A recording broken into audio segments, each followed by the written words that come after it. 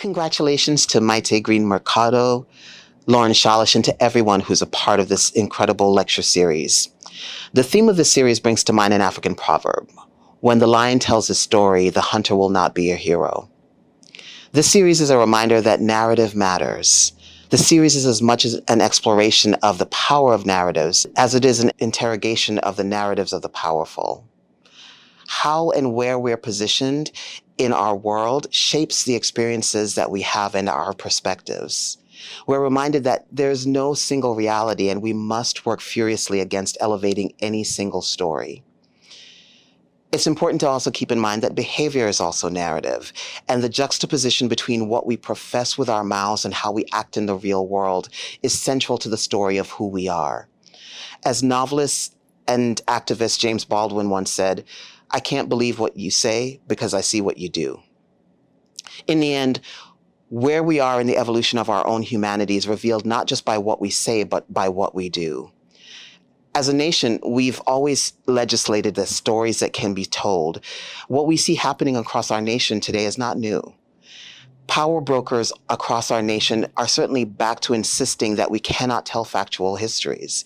Indeed, if we lean into the proverb that we just talked about, the message that is being advanced is that we can only tell stories that elevate hunters, that do not hurt the feelings of hunters and those who wish to valorize them.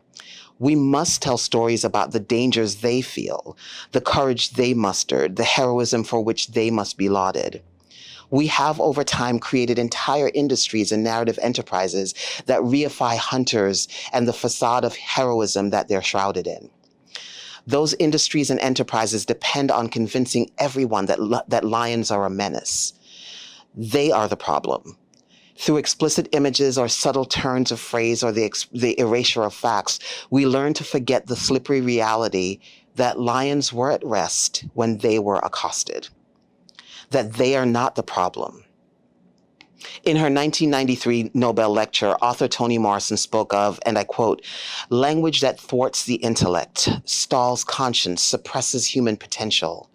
Unreceptive to interrogation, it cannot form or tolerate new ideas, shape other thoughts, tell another story, or fill baffling silences," end quote.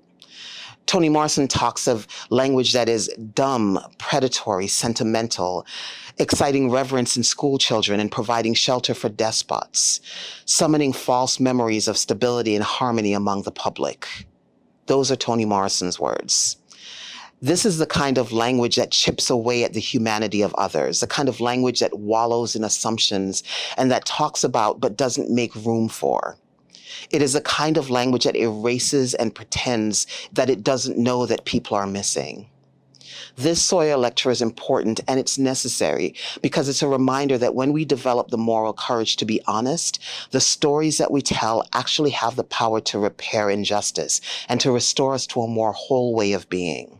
When we're more mature in our humanity, we can recognize who has not yet been to the microphone. When we are more evolved, we can hear and fully embrace stories, including stories that complicate or dismantle our peace. We can do more than talk about justice. We can actually be just. I'm sorry that I cannot be there with you today for the opening lecture of the Sawyer series, although I am also very excited to be present for the remainder of the events.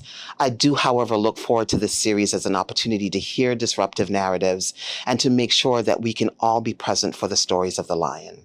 Congratulations, and let's go.